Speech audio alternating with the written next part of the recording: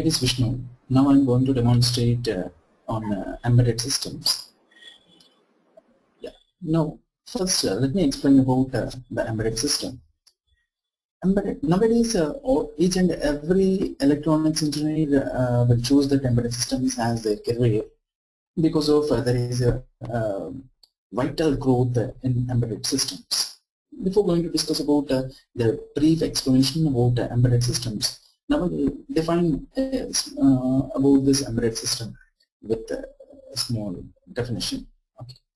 An embedded system, it is a system, it has a hardware, and software is loaded, I can say embedded into the hardware. This embedded system is used, that is, it is dedicated to only one application. I can say that embedded system or the hardware systems which have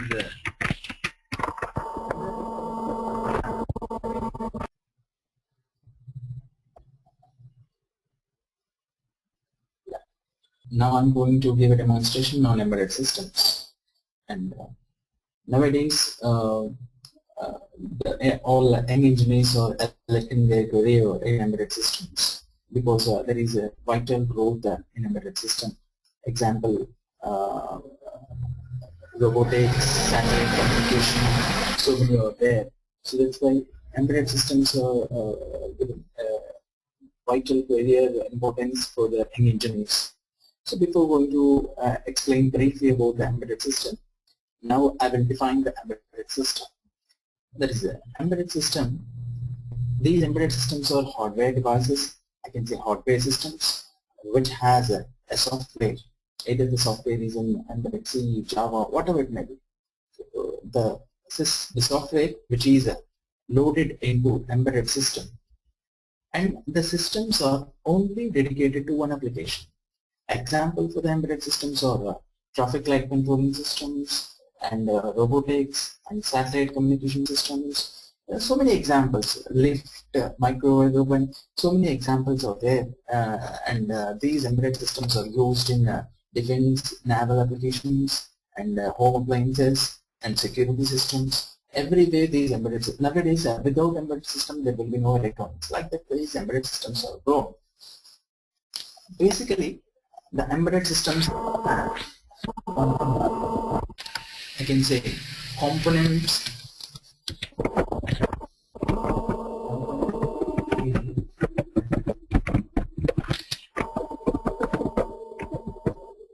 number one, hardware, software, that is application software.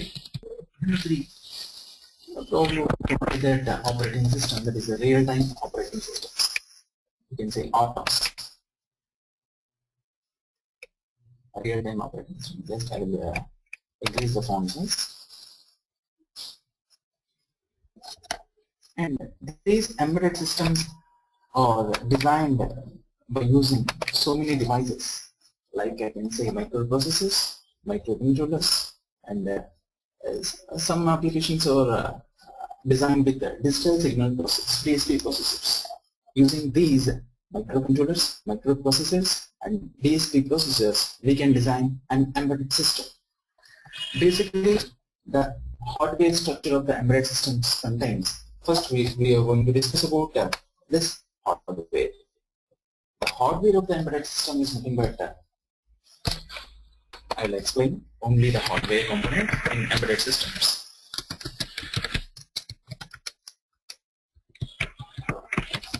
Hardware components are, you can see, the microcontroller,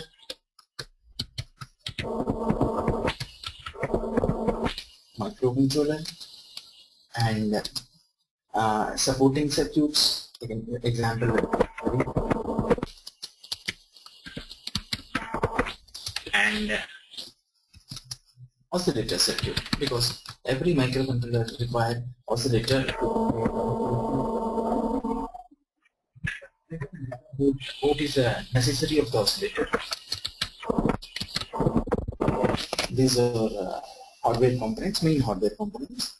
And basically every microcontroller inside it has a central processing unit and timers, next interrupt source, ISPs, and I can say that serial communication ports, parallel ports, and RAM, internal RAM and internal ROM memory.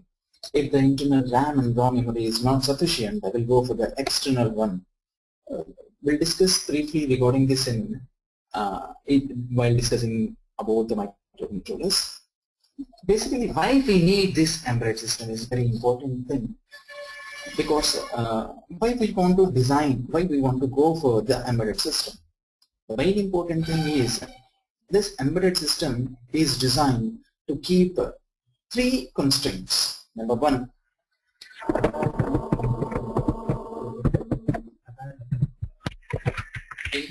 system memory, because it has internal memory. Whatever the data we are storing, or else whatever the code, whatever the application code we are writing inside this embedded system is already loaded into this embedded controller or the embedded processor, which should be inside the application. I can say which the code or the data is inside the product. Basically, this embedded system is used to design the product. The product itself, it has the microprocessor or microcontroller, and internally it has the system memory, and that system memory has the application code. So that's why no need of other external systems like laptops or PCs, because internally it has a system memory. And the speed of the processor is also very important. Speed of the controller or the processor.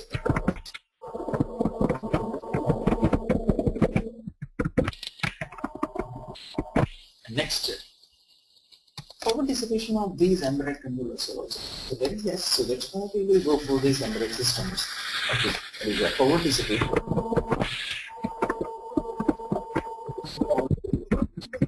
Probably all the embedded systems will go with the 5 volts of DC power supply, and some systems even they go for 3.3 volts, 3.2 volts. It depends upon the logic of the microcontroller. Means how the technology of the microcontroller development. I can say that it is a TTL technology or the CMOS technology. On base of this TTL and CMOS technologies, the power dissipations will vary. This is about the constraints of an embedded system. I can say constraints of embedded. Constraints of embedded. These are the constraints of embedded systems. So now we'll discuss about the next concept, that is how many types of embedded systems are there. What are the special types? Means what makes the embedded systems different than other systems? These are the things we'll discuss about. So, first, we'll go to what is the main difference between the other systems and these embedded systems. Okay, I can say advantages of the embedded system. The advantages of embedded systems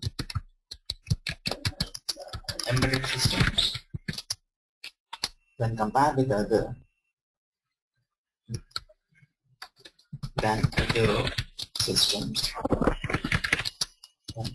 systems. There is number one, real-time operation. This one is very important because real-time this real-time operation is very important in embedded systems, because one thing I will explain with some small example. Let us consider automatic railway tracking system. That is automatic rail gate system. If suppose if the train is coming, immediately the gate will be closed. Means there, if the gate is not closed properly, then there will be a big problem. That is very important thing. That is also one of the main example for the real-time operation of embedded system. To close the gates, we are using an embedded system, and to sense the train movement, we are using some sensors. On base of those sensors, the railway gate will be closed. That is one means that is very rarely we can see these things nowadays in advanced countries, these railway gate track systems are there. So there, by observing by sensing the train movement, the railway gate will be closed. If the railway gate is not worked properly with the real time, then there will be a big problem. There will be some accidents. So this is the real-time operation. But these embedded by using these embedded systems that we design, then those things will work. If our application code and if our hardware is perfect, then the product will work efficiently without any errors, without any time delay. Okay, that is very important thing. And size of the embedded system, the second advantage.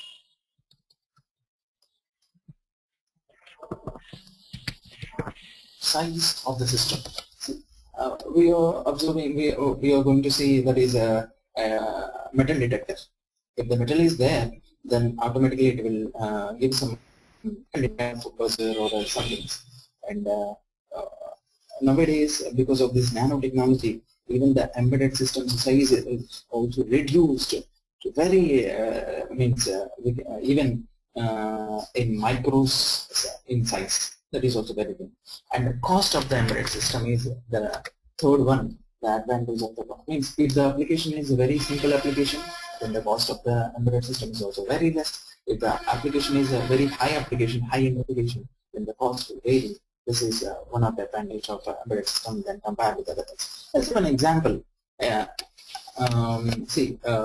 system which is designed with the help of the microcontroller cost is very less, because the microcontroller cost is probably the basic microcontroller Atmel 8051, 88951 microcontroller we can get with the 70 rupees cost. But the microprocessor which is not an embedded system, means microprocessor based system is not an embedded system. So microprocessor based system, that even the microprocessor cost is nearly 6,000, greater than 6,000. Okay. Even of course we can design embedded system by using the processor like ARM processor, so many processors are there. By using the processors, digital signal processors, by using those processors we can design this embedded system. But here the costing we have to we can say that the cost of the embedded system is an advantage when it is a lower end application. For the higher end application, the cost will be. And next one, your time is nothing but the response, the speed of the operation. That is very important. Whenever the sensor senses anything, then immediately after the peripheral devices, like example a stepper motor or else an LED. Example, traffic lights. If you observe the traffic lights, immediately after completion of the red light, the yellow light will glow. Or else immediately after the completion of that yellow light, that green light will glow. So here there will be no time delay between these things. Means there will be no time delay means how effectively they are working. That is a very important thing here. So that's why the time is very important, and these embedded systems are only because of the advantage of the they are so many places they are using these embedded systems. And security. I can say this in all security purpose, these embedded systems are used. Security means home security. That we can say in all securities, these embedded systems are using. This is about embedded systems. Now, types of embedded systems. I will discuss types of embedded systems. These are some advantages of embedded systems. Now,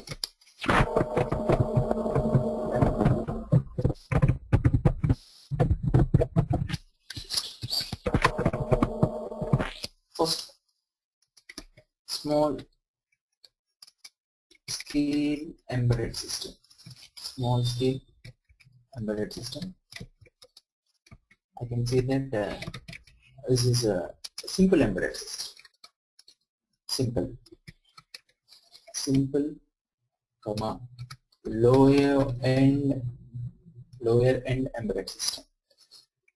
Simple and lower end embedded system.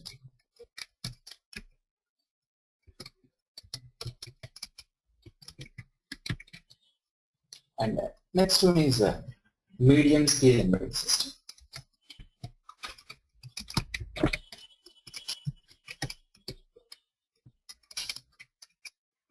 This is something medium scale means more than two or more applications or two or more applications are located, means embedded into a single embedded microprocessor with a microcontroller, then that is called as a medium scale embedded system. And next one, third one is a sophisticated embedded system.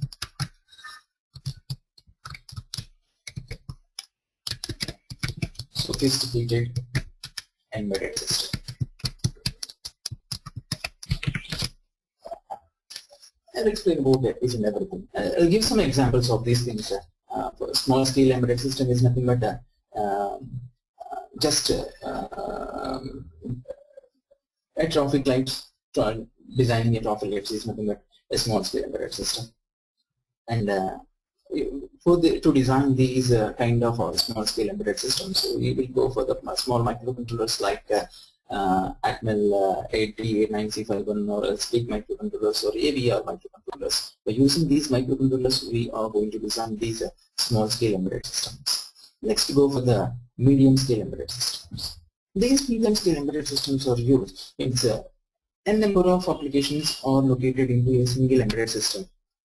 Example, two or three applications are embedded into a single application, then that is nothing but a medium scale embedded system.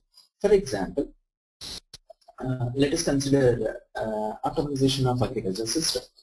In automation of agriculture system, that in agriculture land, we have to automate that motor, water pump motor, and also we have to sense whether the water is sufficient for the means whether the water is flow for entire land or not. For that we require one more sensor. So like that, and to calculate the humidity, and if the humidity is there, then no need of these kind of no need of excess of water. If humidity is not there, that is humidity control system is there, and the temperature control system is there, and rain controlling system is there, and the water flow controlling system is there, and automation of water pump motor. So these applications are located, these applications are embedded into a single microcontroller. Then that is nothing but a medium scale embedded system. Excuse me. Now come to the sophisticated embedded system. In sophisticated embedded system, everything it is means we will get all peripheral devices like timers or else RTC, real-time clocks, and external ADCs, external DACs, all the peripheral devices are located, means embedded into a single chip, and the chip is automatically probably we may go for system mount devices for these sophisticated embedded systems. And these sophisticated embedded systems, by using some Linux programming, or else we can say that by using software, we can design these sophisticated embedded systems. Embedded systems are used in military and all those things. Usually, we will go for these C language to write a C language code for this small scale embedded system. And usually, embedded C is used to write a code for small scale embedded system. Now, in medium scale embedded system, I can say that complexity is there both in hardware and the software, because in medium scale embedded system, that real-time operating system is also inbuilt into embedded microcontroller. So I can say that complexity is there in both. Complexity is there in both software and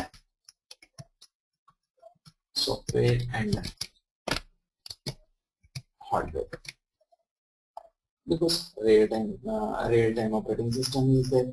Next, some IDE tools will be different for this medium scale embedded systems, and we'll go for reduce risk microcontrollers, and the DSP microcontrollers for this one. So that's why this medium scale embedded system is a bit complex than that small scale embedded system. Now, sophisticated embedded system. See, this sophisticated embedded systems as more complex than this enormous complexity is there in both the hardware and the software than the medium and the small scale embedded systems. Okay, it can, I mean, see here, for these systems, may not be readily available at reasonable cost, because these sophisticated systems, or the cost of these sophisticated systems are very high, and these PLAs and the PLCs, programmable logic controllers, programmable logic arrays, are in this sophisticated embedded systems. Example, I'll say 3D printers. These are designed with the help of these sophisticated embedded systems. And one more example, I can say that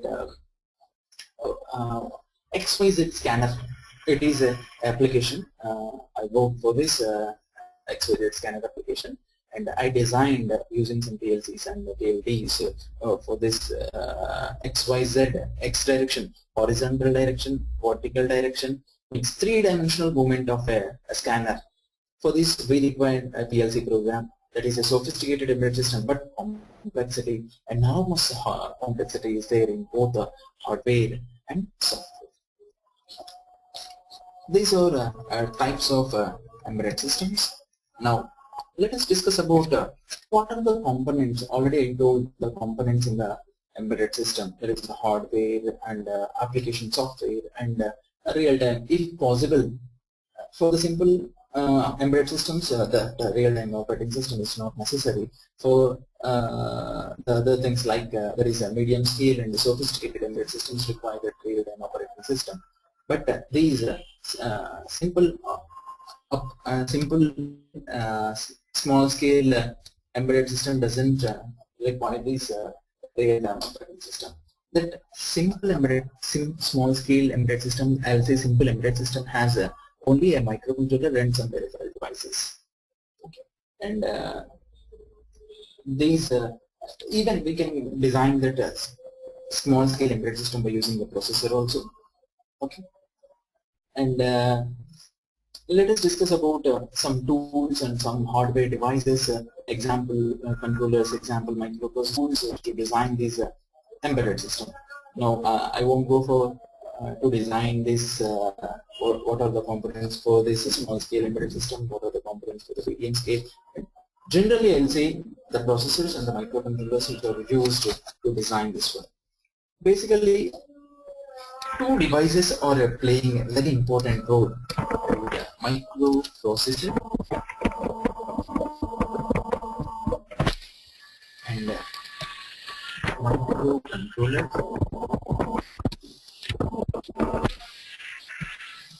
And we have digital signal processors.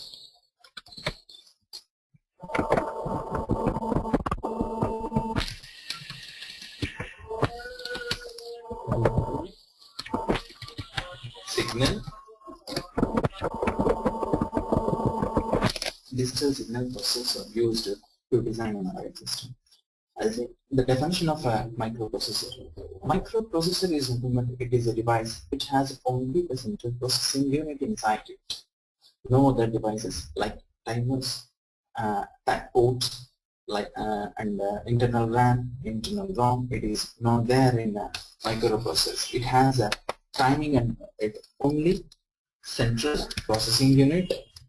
Plus, that is internally that central processing unit has a arithmetic logic unit and all the other things. But we go for the microcontroller. The microcontroller definition is nothing but it is a device.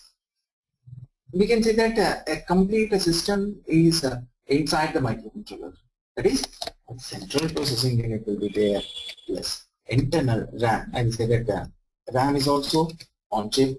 On-chip RAM. That is on-chip RAM is there inside the microcontroller, and on-chip ROM is also there.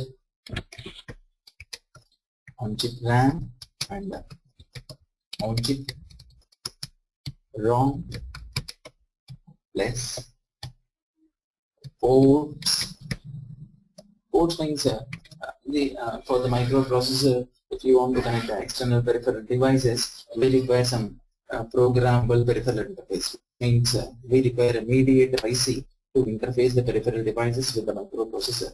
Now, in the microcontroller itself has some ports, and also interrupt controllers are also there.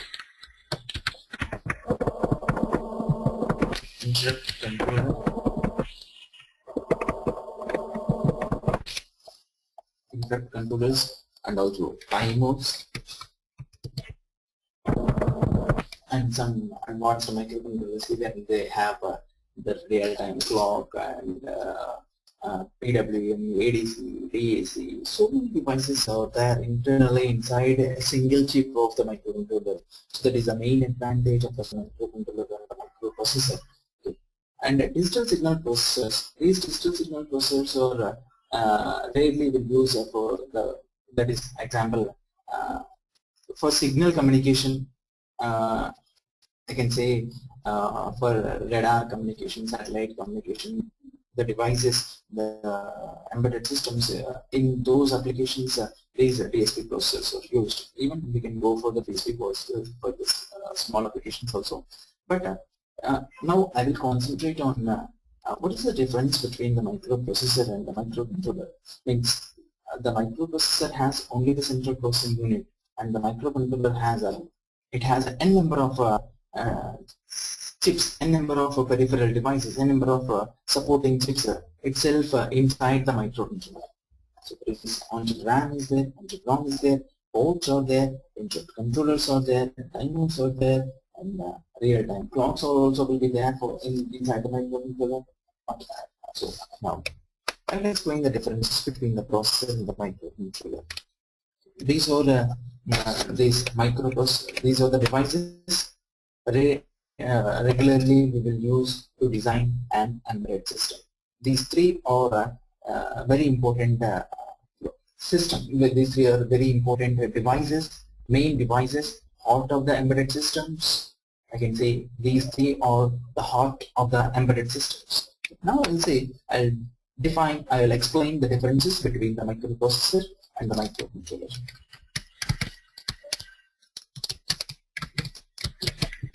Microprocessors here and microcontrollers.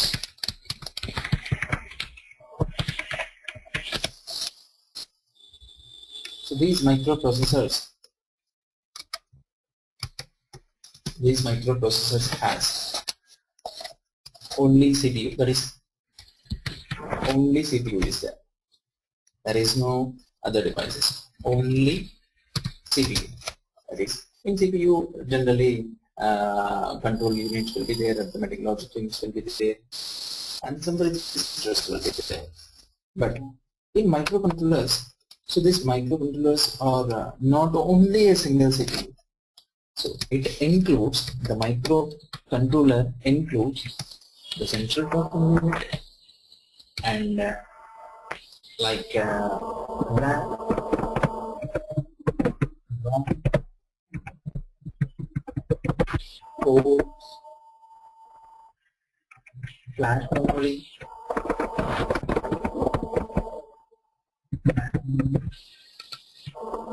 DP, WP,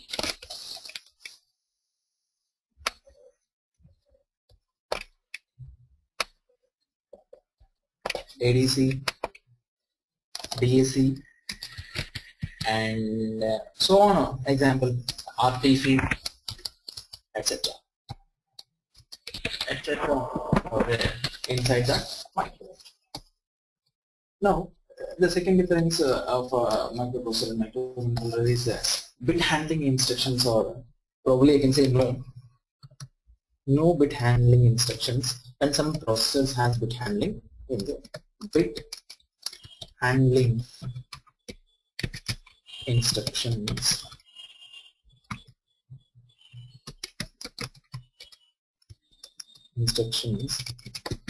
are not there, or else few bit handling instructions. I can say that few bit handling instructions the microprocessor has a few bit handling instructions, whereas in microcontroller, so many bit handling instructions, more n number of bit handling instructions. And there are many types out there, many bit handling instructions.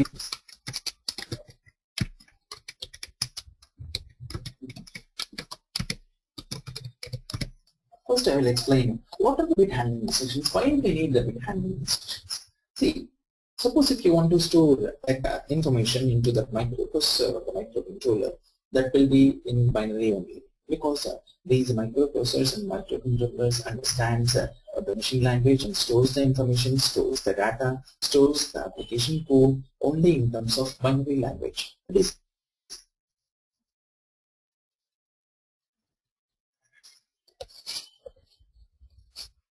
so for the distance.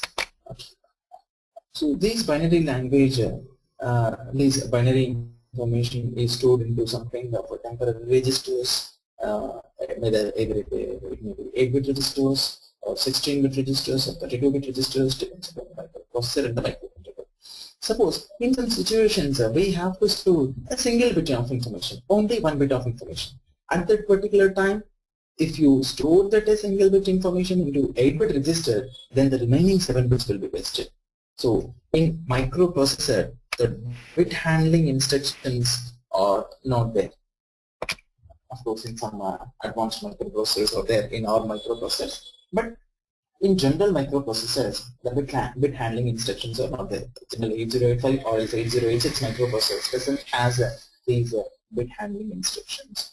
But whereas in microcontrollers, the bit handling instructions are there. I can say that bit addressable area will be there. Means if you want to store a single bit of information, you can store a single bit of information into a single bit memory location. And even the registers, the 8-bit, suppose the 8-bit registers or 16-bit registers, those register is nothing but it is a memory which is used to store the information. So these 8-bit registers means it stores 8-bit of information. 16-bit registers means it stores 16-bit of information. These 8-bit registers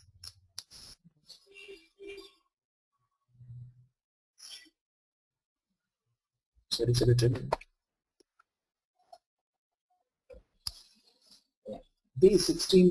and 16-bit registers we can access bit by bit also. That is possible in these microcontrollers, but in microprocessors it is not there. We'll go for the next definition of the next definition between the microprocessor and the microcontroller. Basically, these microprocessors we can see general purpose computer systems. In computers, we will use these microprocessors: Intel Core, Dual Core, Quad Core. All these microprocessors comes under this category. In general purpose PCs, in categories, we will use these microprocessors, and in dedicated applications, that is a very important we can say the definition of microcontroller. These microcontrollers are used for dedicated applications.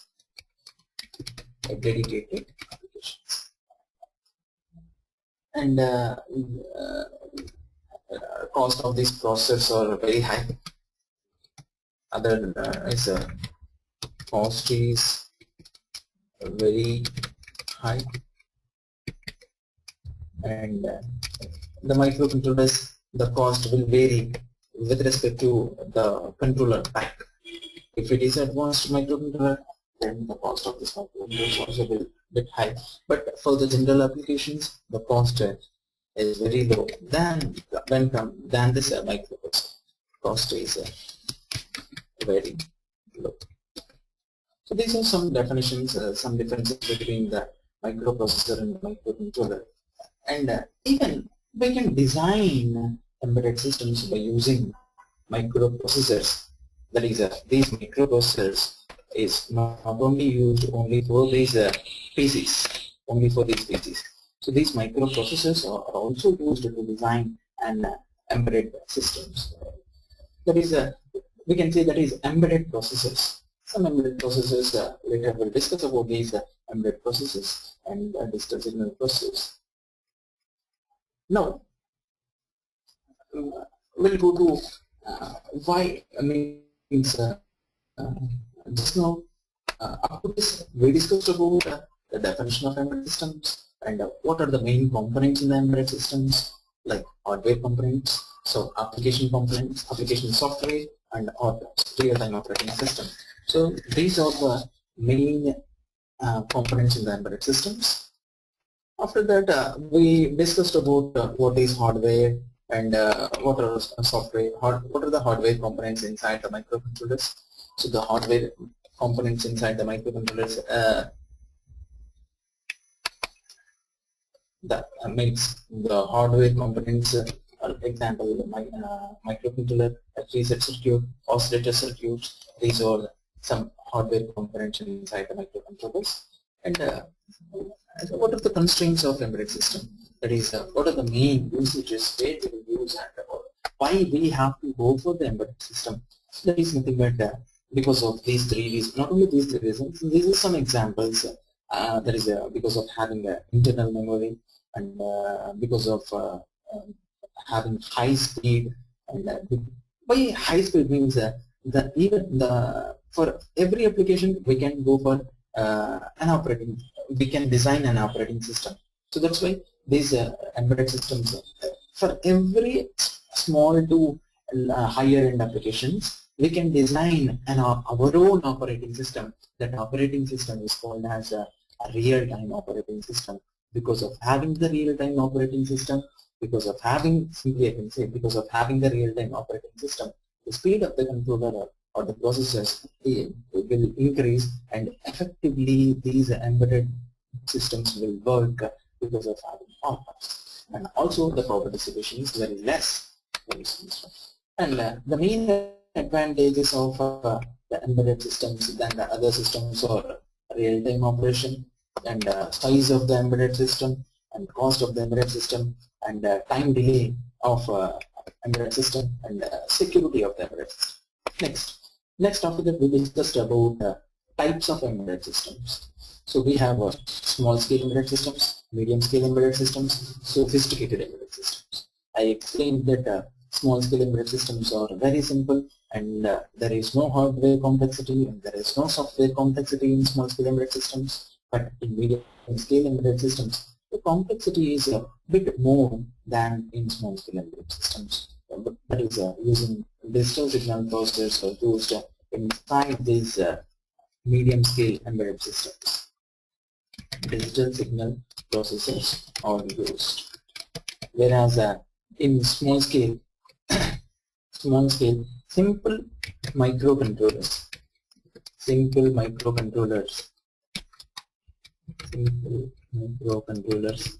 are used inside this small scale embedded system. In sophisticated embedded system, high-end microcontrollers and high-end microprocessors used. Because of this high-end microprocessors and microcontrollers, they require more and more hardware components, hardware supported components. So that's why our complexity is very high than the remaining. The complexity is very high than other systems.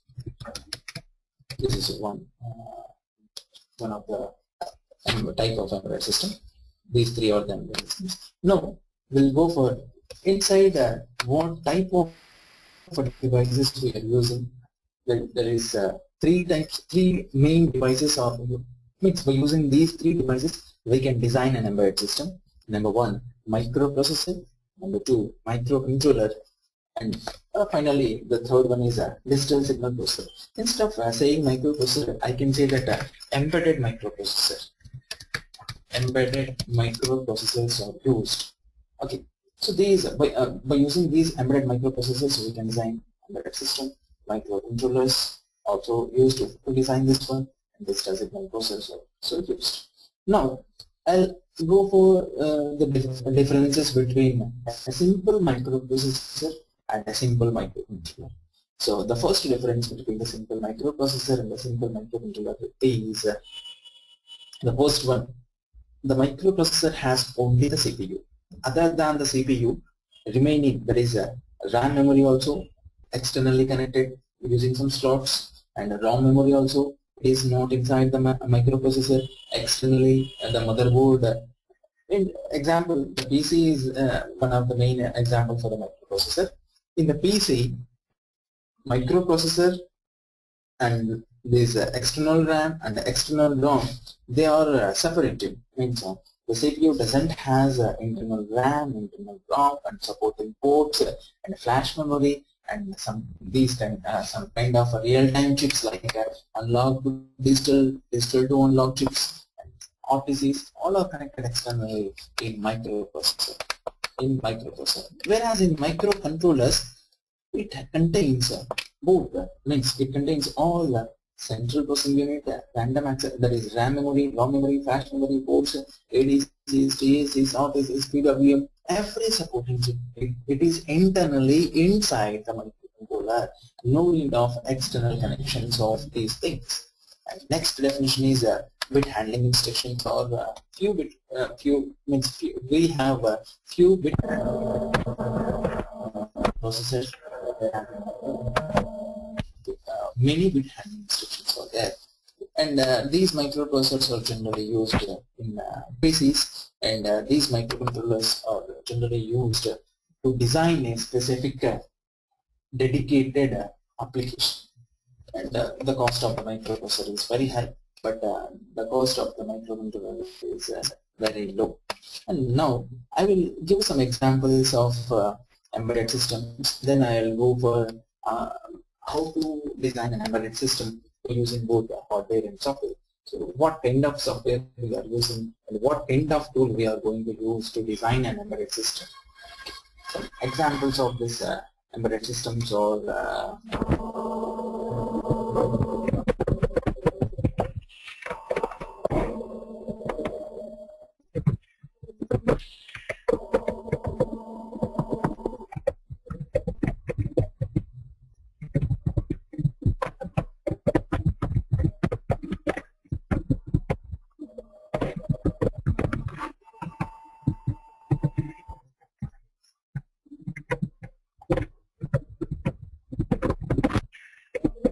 digital camera,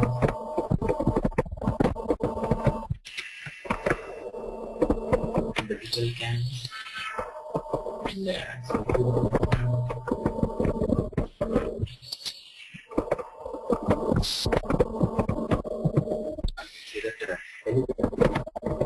escalator, lift, all are examples of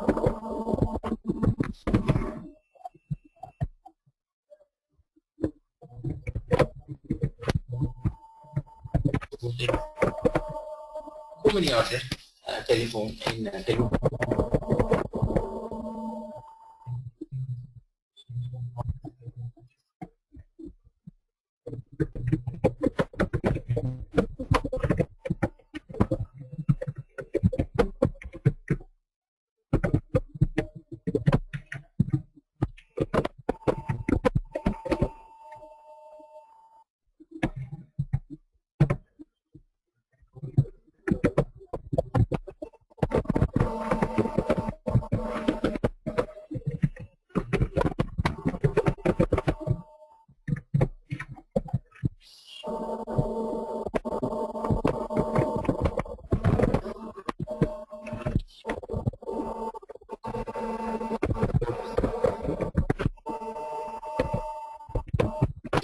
All of the examples of the embedded systems, and there is so many are there. These are the best. These are some examples of the embedded systems. Barcode readers. Even you can find an embedded system in malls, shopping malls also. That is surveillance camera. It is also one of the application of the embedded system. It is one of the application of the embedded system. Now, tools which are used to design, and so if we want to design embedded system, there is a design and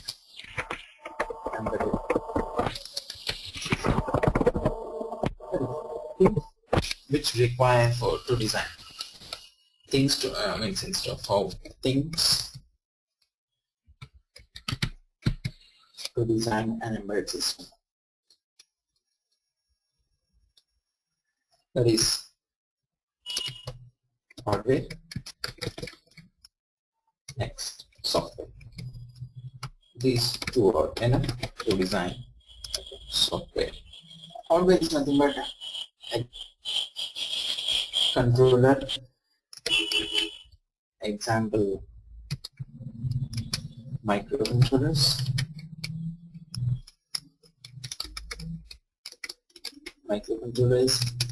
and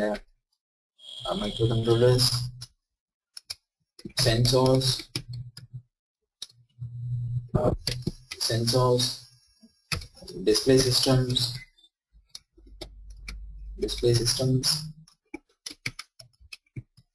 and some motors. Example. These are example for the software. Hardware. And software means which kind of software is used to design an embedded system. Means we can go for embedded C. Next, the latest one, embedded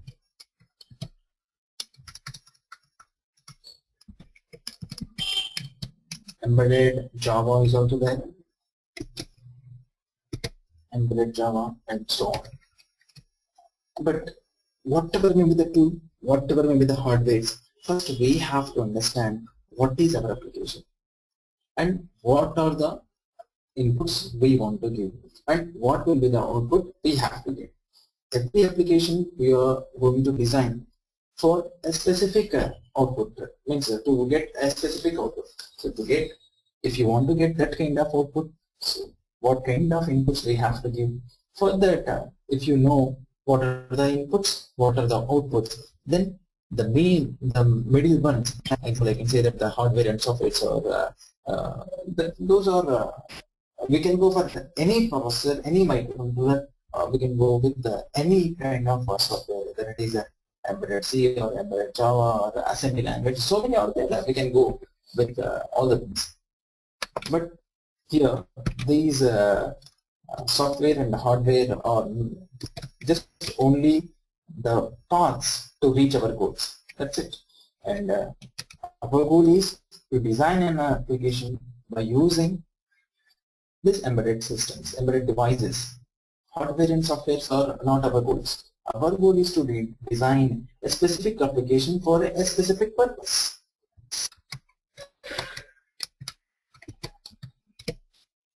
After knowing the input and outputs, we can go with these hardware and softwares. What type of hardware we have to use, what type of software we have to use. Okay. So hardware means I'll design a simple application. For that one, it is an example application, small example.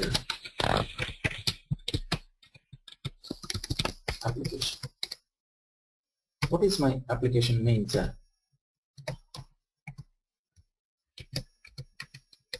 Blinking and LED using 8051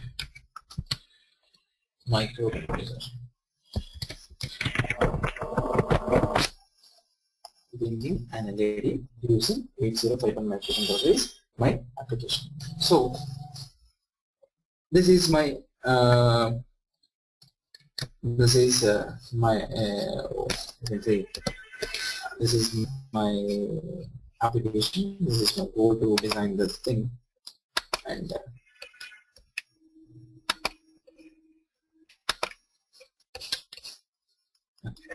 now what type of hardwares are required for this one? First I'll categorize it into two types. Means what type of hardware is required and what are the hardware components we require. Means one microcontroller, Next, LED. These two are enough to design my application, and I'll go for the simple embedded software, embedded C software, embedded C. So if we want to design, if we want to write a code in embedded C, means we require some tool. So what is the tool means? We'll see. Example tool is Keel software. Keel tool. Keel tool is used to design, is used to write the code in for the microcontrollers. So we'll go for the Keel microcontroller. That is Keel tool.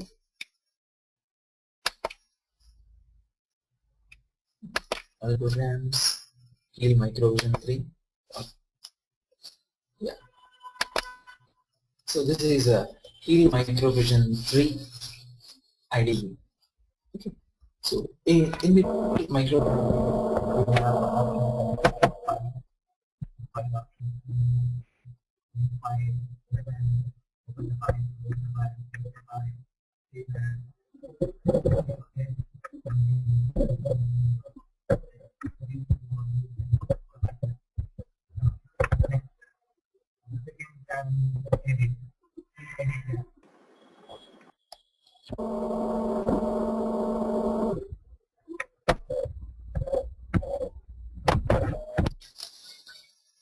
So this is Keel tool. I will explain the tabs which all means what are the tabs out there in Keel tool. The first one is file, new, open, close, save as, save some options are there. Next one, edit. Next one, view. There is a status bar, file toolbar, build bar, debug toolbar. See, if all are not there, then what will happen? I will see. I will show, and then after. So this is nothing but more toolbars out there. First, status toolbar. See, this is the status toolbar. Next, file toolbar. Whatever the options in the file tab, you can get here itself. You can see this is the file toolbar. So that is new file, create a new file, open an existing document, and save the active document, save all the active documents. So n number of documents we can write here, and n number of documents we can add to a single project. And I'll show the build toolbar. So building the toolbar means it is used for the debugging purpose. Debugging purpose, that is here. See here, build means like compile. If after writing the code, if any errors are there, how to identify the errors, how to compile the application software, that is application code. So using these, we can go for build toolbar, so we can compile the program. Next one, this one, debug toolbar. So this debug toolbar, start, run, these are there. At the time after completion of program, I will go for. So first, next one is a project. In the project, you can see the options like new microvision project, the new project workspace, these are there. I will explain these things, and the debug tool. See, whatever the debug tool has, see here, these all debugs or debug tools are there inside the debug tab. Okay, and, these are for the peripherals. I will show the peripherals at the time of the requirement will come. First, very important thing to start Keel Microvision IDE toolbank. The first thing is we have to create a new project to design our own application. First, let us go for the project. Take our new project. Then it will ask where to store your new project. It's better to store our new project in a specific folder. In if I'll go for this Vishnu's file, Keel examples in this current folder. I will create a new folder with example 1. example 1.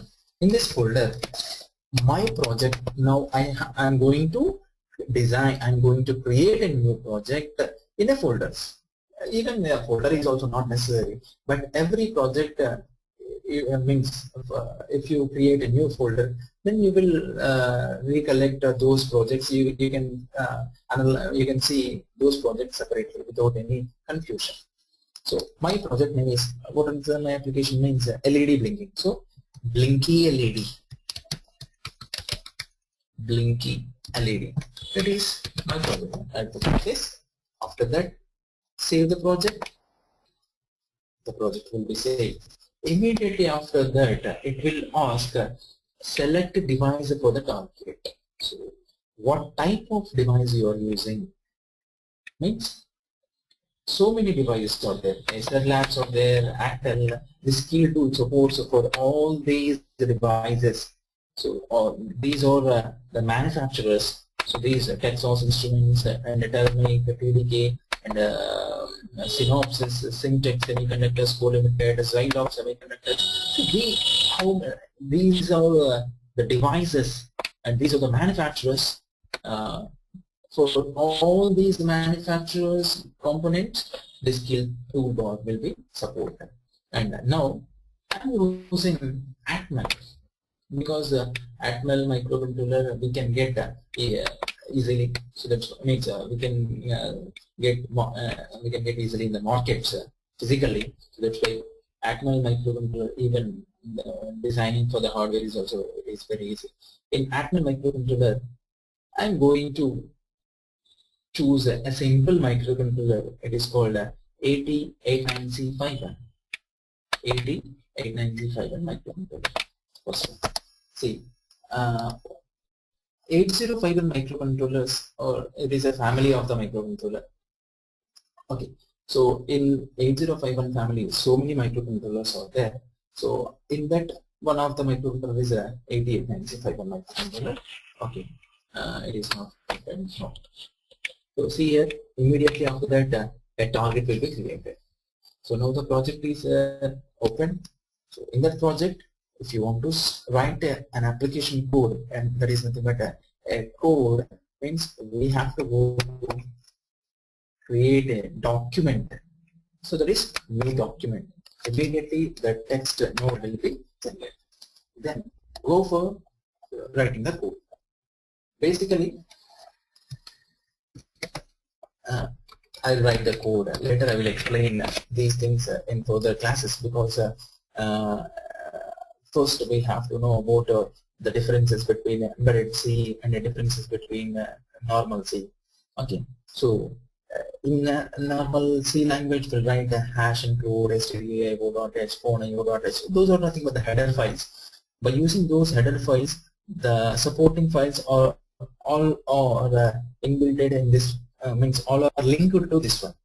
So because we are using a hardware device, that hardware device name is 8051 microcontroller. So that's why the header file is register51.h. Okay, our header file name is register51.h. It is for only 8051 family microcontrollers. That is hash include register51.h. Next, after that, void main.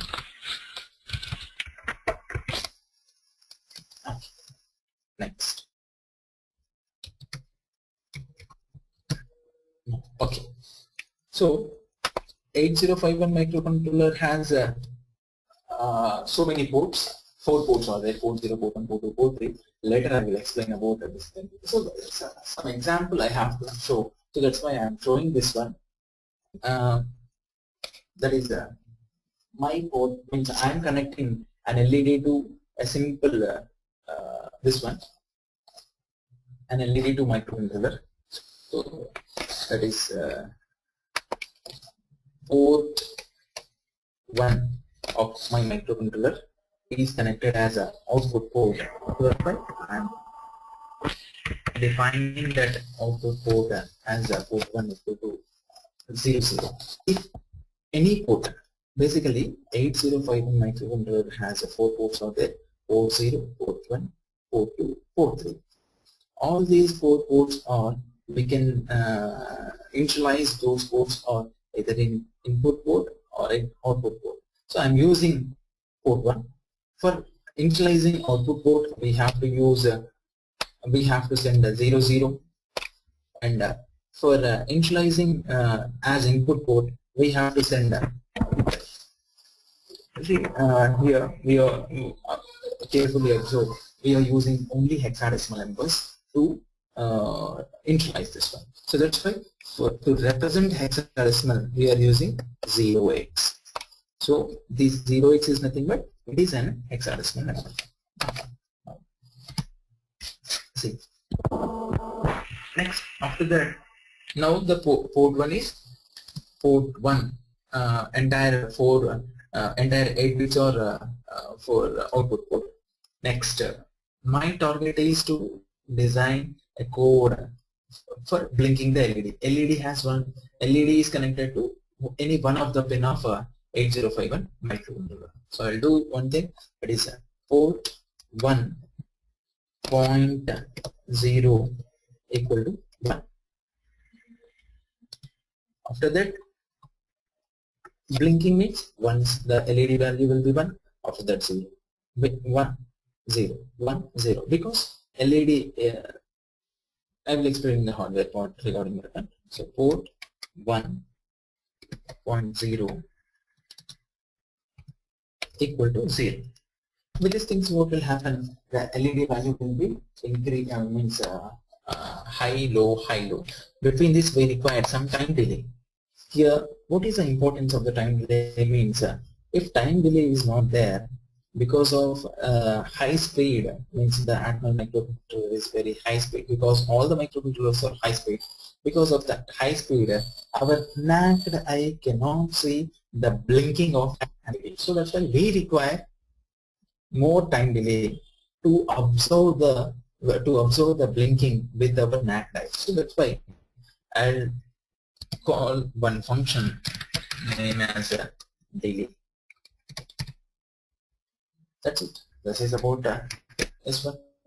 Okay, before going to save, I forgot to write the delay function definition. Write void delay function definitions. Void delay. Put delay for using the call by value, that is unsigned int n, unsigned int n. In the delay function, I write unsigned int and from j.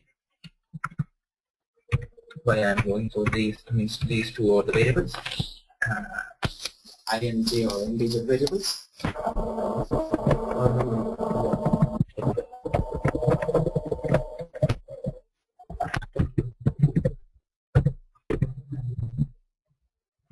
I equal to 0.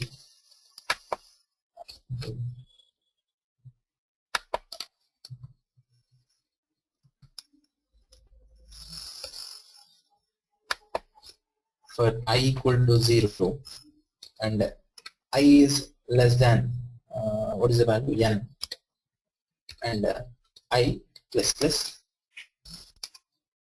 and then after one more loop for j equal to 0, j is less than I'll give one random number 1275 and j plus this. These many times I have to run what? Semicolon. I have to run this semicolon. Why we need only the semicolon? Means these means in delay time we should not do anything. If we should not do anything means what we have to do? So we should have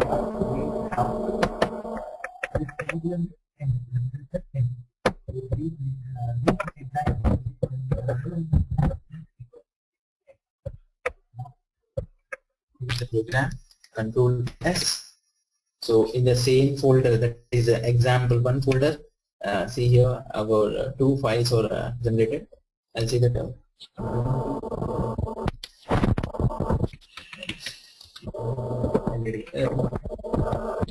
that should not be same. You can put your own name also here. I'll put example Vishnu LED. Vishnu LED. I wrote the code in embedded C, so that's why I'll put .c. If I wrote the code in ASM, I have to put .asm. ASM means assembly language. So I wrote the code in embedded C language, so that's why I put embedded .c. With that, it will be added.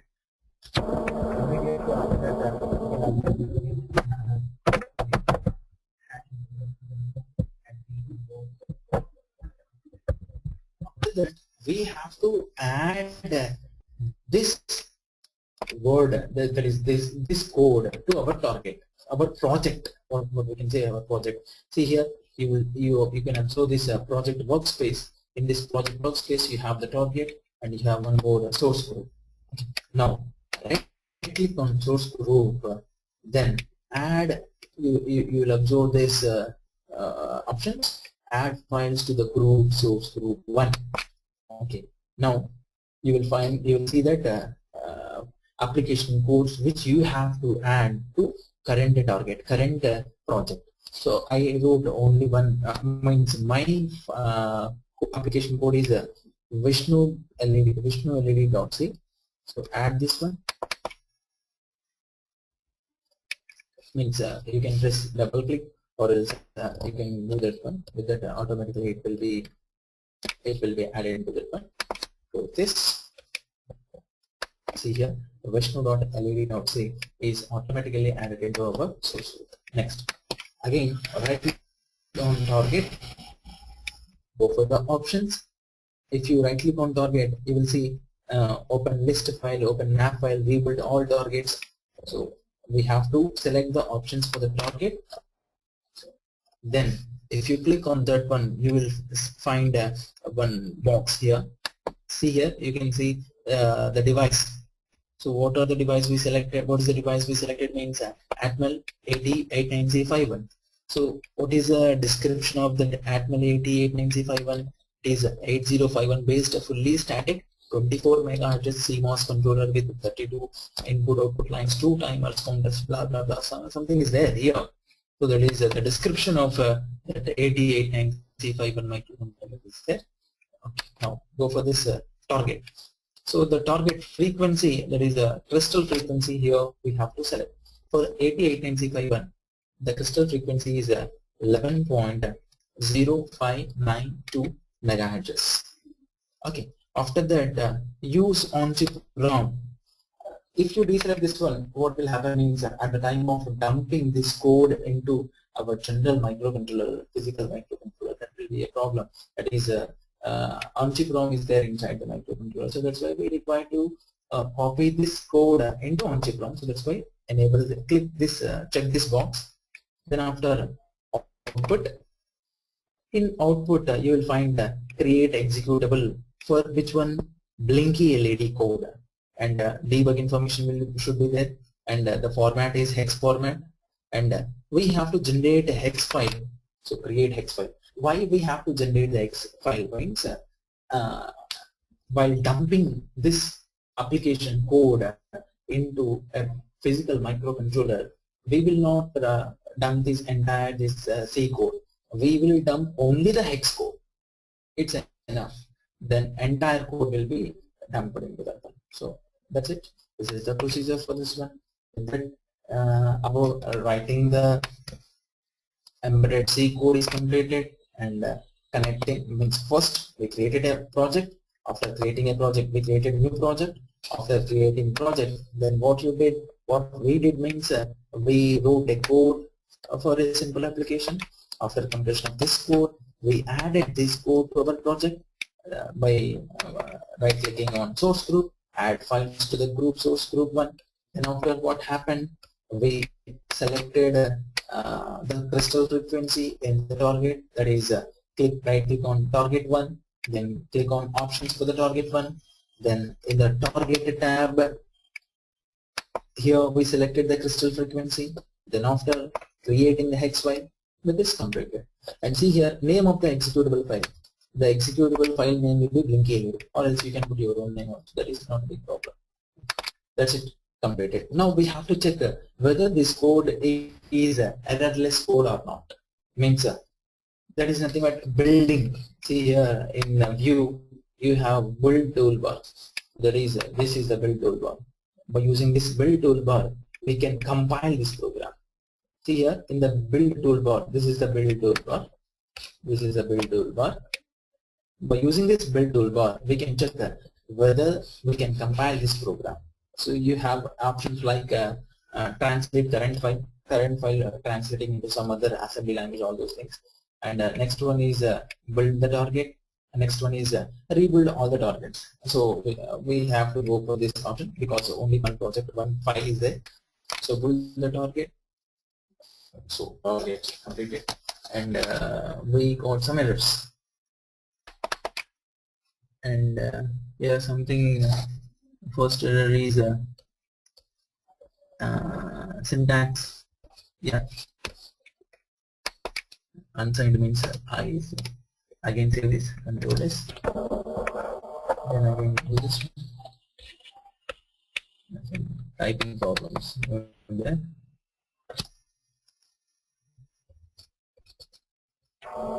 Unsigned int I j syntax error here.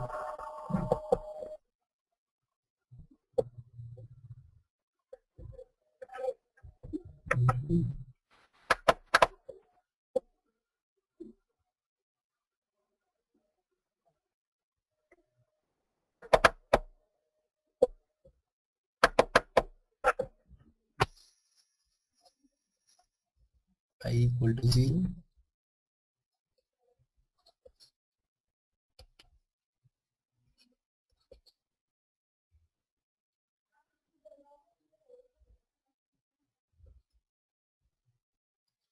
So that's okay. Let me check once. For I equal to 0, I is less than n. So 2 is syntax error near this one. 4 to 1 port 1.0 syntax error means there you go. We have to define the port like bit, that is a bit wise. So that's why bit port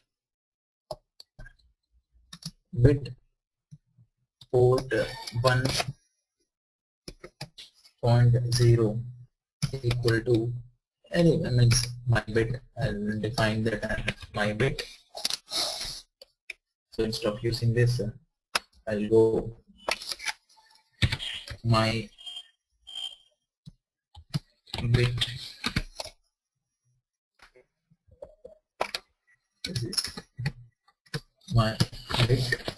I'll save this and run my same.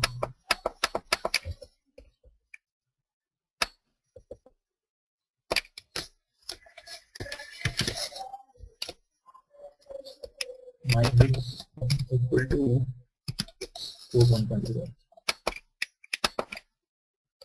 Now null constraints. Okay.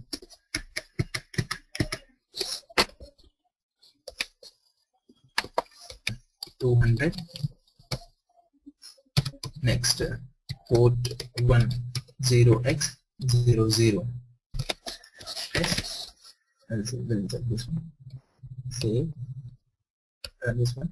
See, you can see that 0x0. We'll run this port and will. So this is how to run this one. Means debug toolbar. In view you have a debug toolbar. So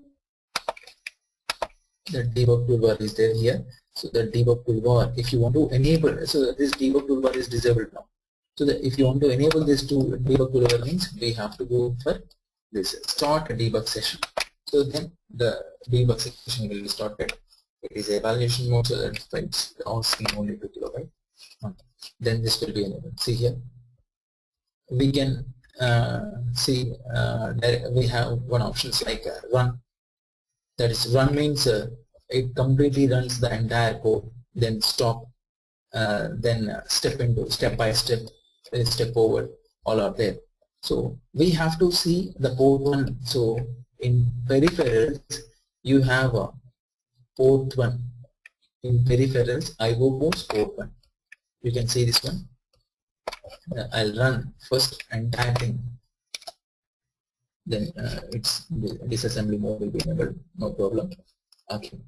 Then I'll go for step by step. We'll go press reset. This is the reset. Then after first port 1 value will be, see here, the port 1 value will be 0. That 0 will be loaded into port 1. So with that the port 1 will be 0. Then after next port 1 value will be FF. Port 1 value will be FF. Some time delay. Then after it goes to the time delay program time. It executes the semicolon for these many times. Then it executes the same thing. So I'll go for step. Next, it comes to next. So if you press this one, then it comes to step out. It comes out from that step execution step, and in port 1. For the port 1, next one it will be 0. Next one will be 0. That's it. So this is about linking the port. This is key tool, and I will explain one more tool also for hardware. I will give as a simple means. I will explain briefly about that one. That is nothing but Proteus tool. So this Proteus tool is used to design the hardware virtually on the system. You can design virtually the hardware on the system. So we will I will explain a bit about this Proteus tool. Then for this, how to design that hardware components inside this one, all those things. See here in Pro Tools we have seen like File tab, View tab, Edit tab, Tools, Design, all are there. So for designing, it is a design sheet is there. So we require first microcontroller. So here you can see P and L. Pick device, list of the devices. Okay. So if you press P, then pick devices. In keyboards, our microcontroller 8089C51. Immediately you will get some options. So this is our 8089C51 microcontroller. Okay.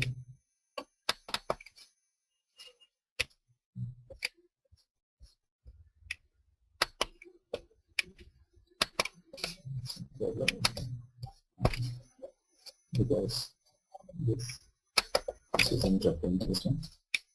Okay. So this one, place here. This is about our 8051 microcontroller. I'll zoom it. You can see what are there inside this one.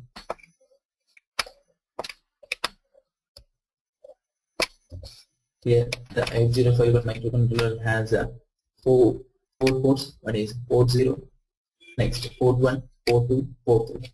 So 4 ports are there. Each port has 8 pins, and remaining other pins are XTAL1 and XTAL2. These two are used for the oscillator connections, and this is a reset connection, reset circuitry.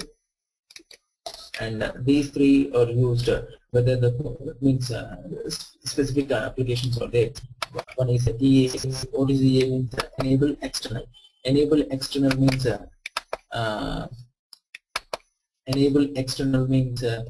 whether the code is inside on-chip ROM or else whether the code is external ROM. Next, this one, you address ALE means address slash enable. Address slash enable means simply I will explain now. See, if you observe AD0 to AD7 and A8 to A15. So this AD0 to AD7 and A8 to A15, these I can say that the multiplex address bus and data bus.